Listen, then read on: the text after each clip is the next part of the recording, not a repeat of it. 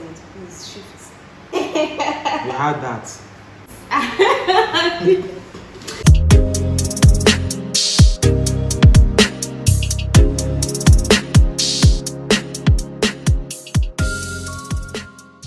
Hello everybody, my name is Cynthia Barr.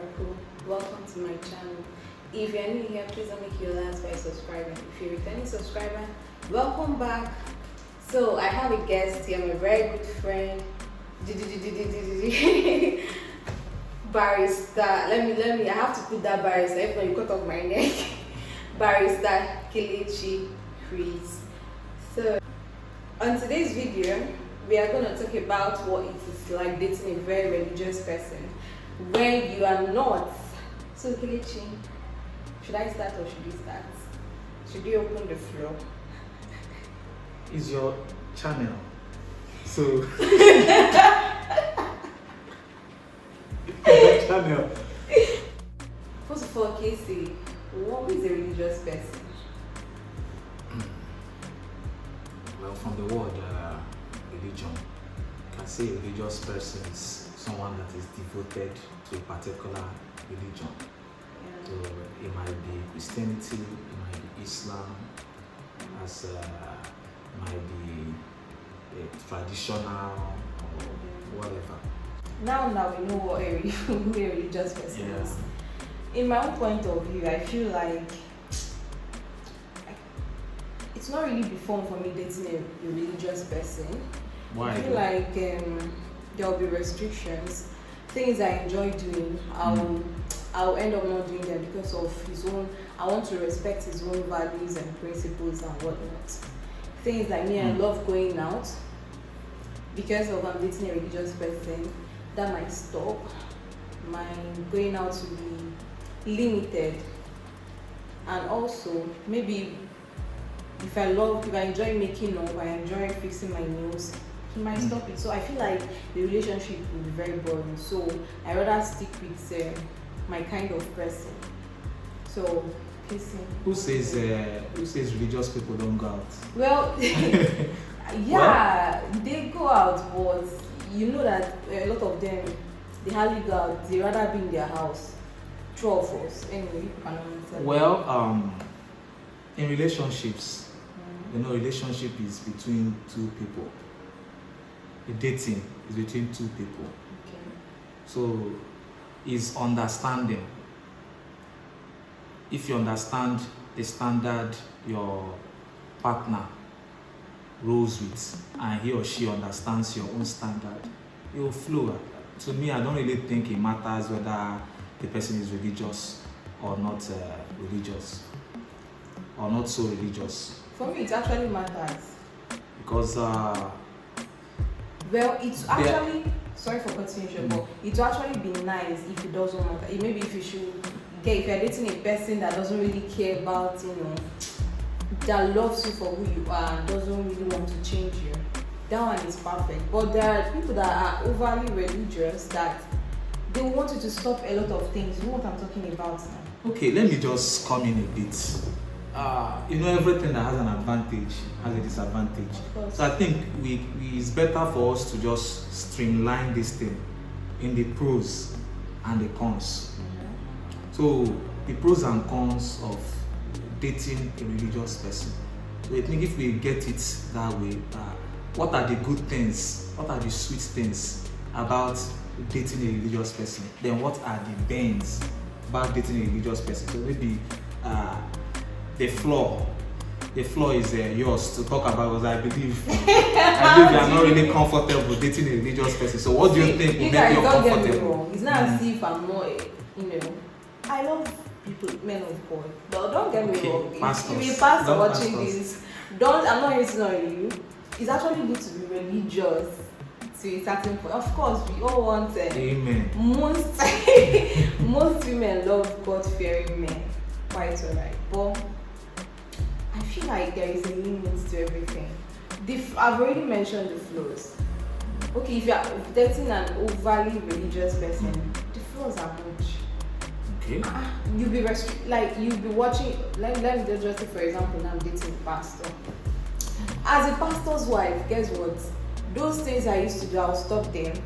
social media stuff, because your pastors, your husband's church people will be like, will now see you on social media and be like, is that our pastor's wife posting those kind of pictures? So you have to stop those things. You have to stop doing too much makeup, maybe even wearing certain dress and certain clothes. You just have to now be watching yourself and what you do. Well, there should be a difference. There is a difference between devotion and fanaticism. Okay. You can be dating someone that is so devoted. Let's take, for example, a Muslim. We know that a devoted Muslim, you can't find a devoted Muslim drinking alcohol. Yeah. So you can be dating someone that is actually devoted to the practices of his religion.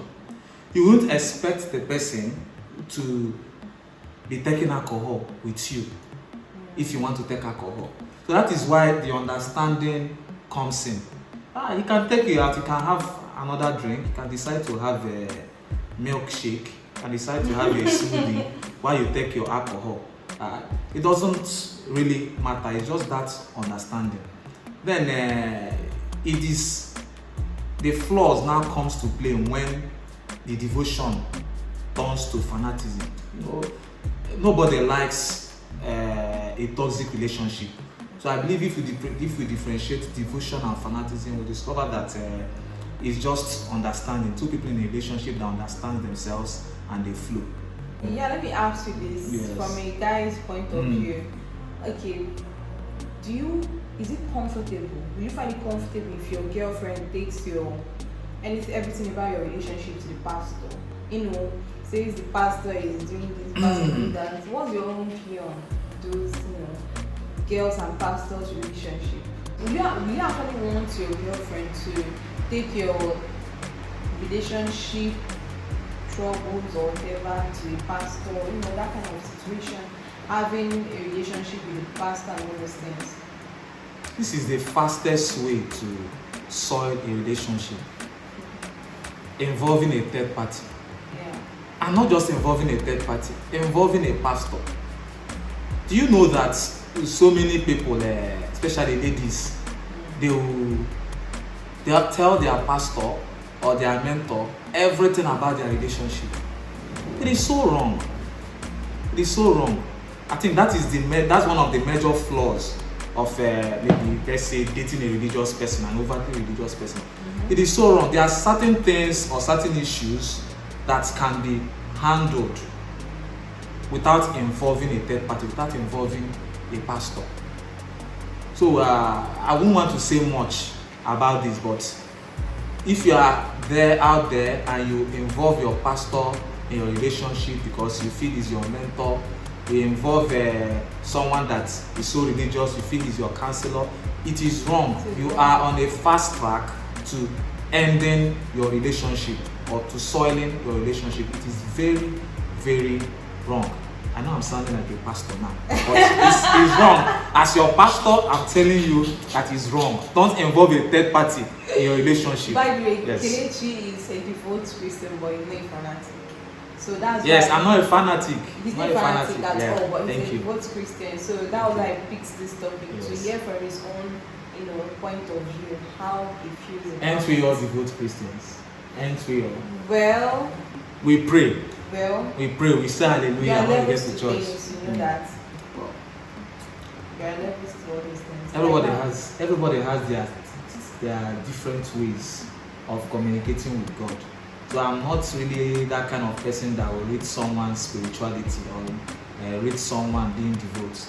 I feel that we have our ways of talking to God, of communicating with God. We have our ways of praying.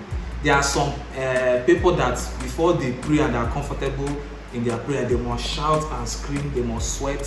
While there are people that just say a very short prayer and it works for them. Do we start giving examples of pastors that we know? There are different ways of preaching and they are congregation based. Let's not mention names, but I believe yeah. So you are a devout Christian too. You're a devout Christian too. Well, I'm actually glad to hear that. We are all devout Can Christians. you hear that? I'm a devout Christian. I want to ask this question. Those in a very religious relationship, and because of your values and your principles, there are certain things you cannot do. But what are the things you can do to keep your relationship going, keep your relationship spiced up, and not make things, boring? So, Casey, over to you. Make out time for yourselves. Make out time to have each other's company. Okay. Date nights, date lunch, date brunch, any little time, even sporting events. There's someone very religious I knew back in the days, a very religious lady. If you are watching this, you know I'm talking about you. She told me then she would love to go to club. This is someone that is very religious, though. Wow. And she would love to go to club with her husband. If she cannot do it now, if she gets married, she would love to. Well, I'm here to see where it is a sin to go to club. Yes, you heard it from me. I'm here to see where it is a sin. It all depends on what you do in the club. I don't really want to get into that because I was about to ask you something now, but let me just leave that. So better shoot away, shoot away. No, I don't want it to seem as say what I'm saying in my place, that kind of situation. So it's better I just leave it. Okay, let's. Because let me just ask. God, please forgive. Let me just ask. Is it really a sin? Why is it frowned upon to have fun, to go out, to listen to music, to dance, as long as you're not doing anything to hurt somebody? You're not hurting anybody, you're not, stealing, you're not killing. I feel like those things are the common things, killing and all those things. You're just having fun, listening to music. So why is it actually frowned upon? See, I'm a Christian, so I'll talk about my own religion. No, there is so much hypocrisy in our Christian parlance.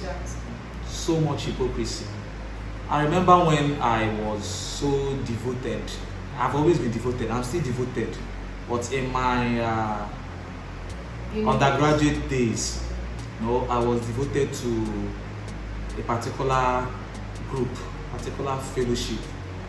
So there are certain restrictions we had. Don't mix with so and so people, don't mix with unbelievers. These people are unbelievers. Don't do this, don't do that. So how will you, now people you are calling unbelievers, how will you make them believers if you don't associate with them? So I got to a point, I said no, I won't do this anymore. I'm going to relate with these people. No matter whose us is God, I'll relate with them. And when I started relating with them, I got a level of attachment to them. They were sharing some things to me, some things they couldn't even share with the so-called overtly spiritual or religious people. I think we are the ones shooting ourselves in the foot. There's nothing wrong with listening to a banger, a hit song, listening, nodding to it. Extra cool. Yes, extra cool. Extra cool. Young John, by the way. Yeah, very nice artist, very nice song. There's nothing wrong with listening to a banger. There's nothing wrong with having fun. There's nothing wrong with enjoying it. Don't feel guilty for what you do that is not hurting anyone, like you said. Yeah. Don't feel guilty about that. You are living in this life to, make a meaning out of the life that you have seen yourself in, and to also make the people that sponsor you, your parents, proud, and also make your own God proud. So you don't have any person to please. You don't have to please any person. Yeah. So I don't think it is wrong to have fun, but have fun in a good and healthy way. That is my own opinion on that?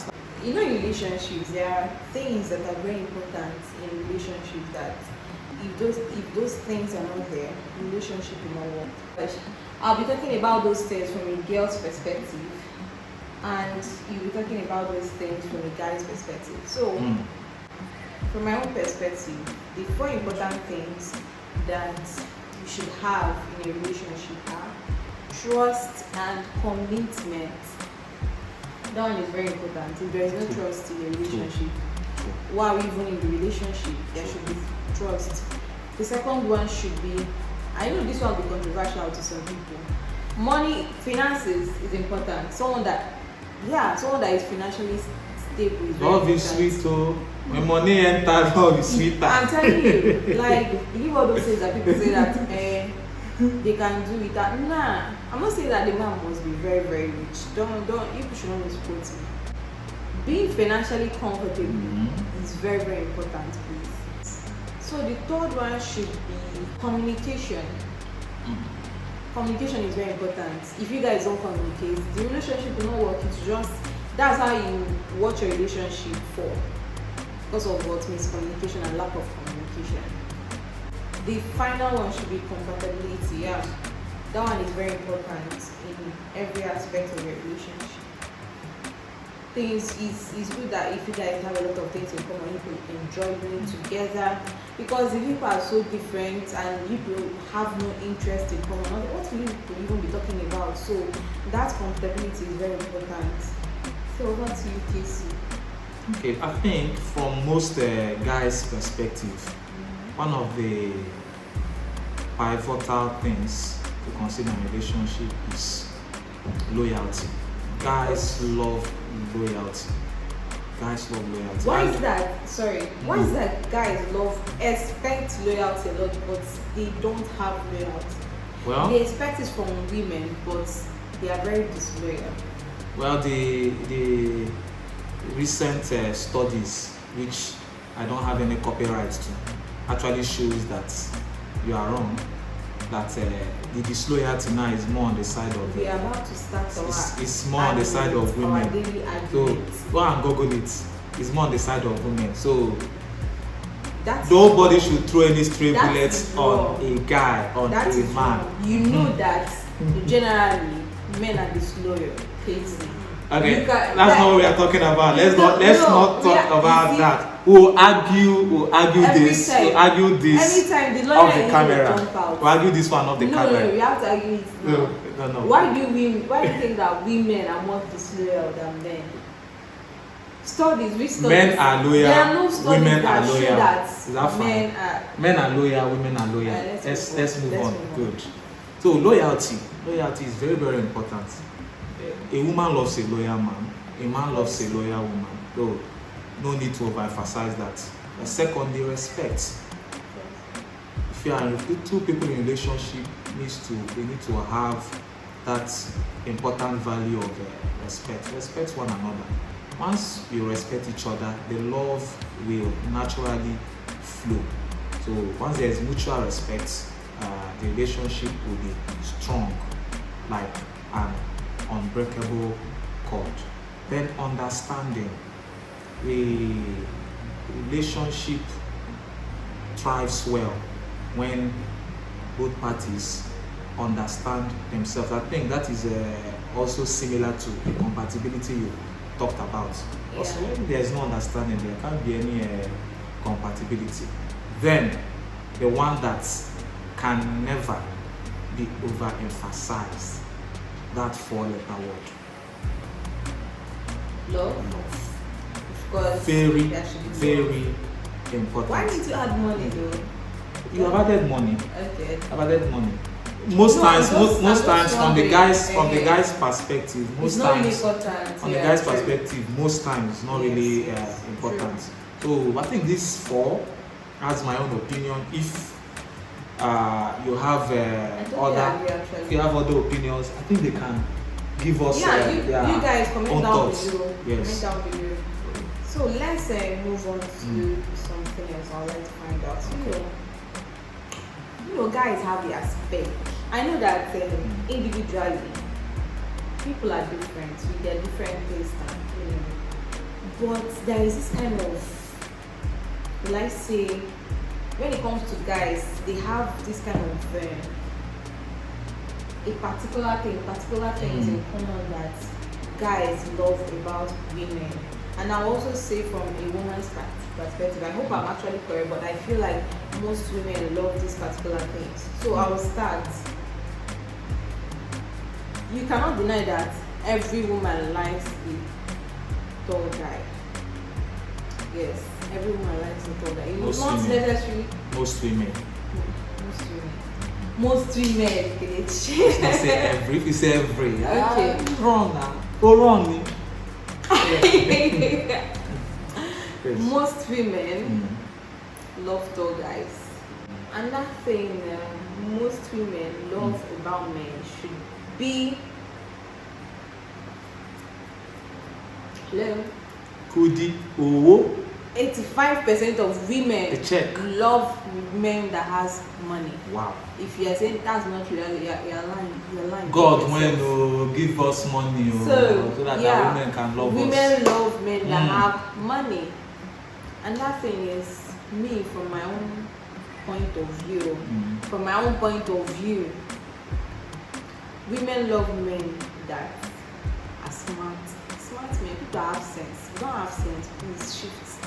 And women love men that they can hold intellectual conversations with. Not if you're trying to hold a conversation with somebody and the person, if you're saying Z, the person is saying Y, nah, it's not attractive to me. I think it's mutual, even to men as well. And women love men that smell good. See, if you smell good, that's a woman magnet. If you smell nice, there is no woman that will not do a double take. So it's a green flag. A very, very green flag. Good. Another thing is men that are very tired. Take care of men, please take care of yourself. Look good, have money, be smart, just be pro. Added advantages if you are good looking. Well, what of being nice? Yeah, be nice. Smell good, look good, have something upstairs, have something doing for yourself. Even though you are not rich right now, please, potentials, speaks for itself. If you see someone that hustle, you be like, nah, this guy is going to, no, not, you're just there, you're not doing anything for yourself. So how would that one attract women? It's only if the woman is not even, I don't even understand how that will even attract a woman. So yeah. Well, my own 2 cents on it. If you are supposed to be loved, if you are meant to be loved, you will find the love of your life. You will be loved. Hello. Of course, you'll be loved. Doesn't mean you should disregard everything Cynthia said. Of course, see. But just have it at the back of your mind that if there is someone out there for you, you'll be found or you'll find a person. Please, excuse me. You cannot be looking scrappy and you want to attract, like you have to look good.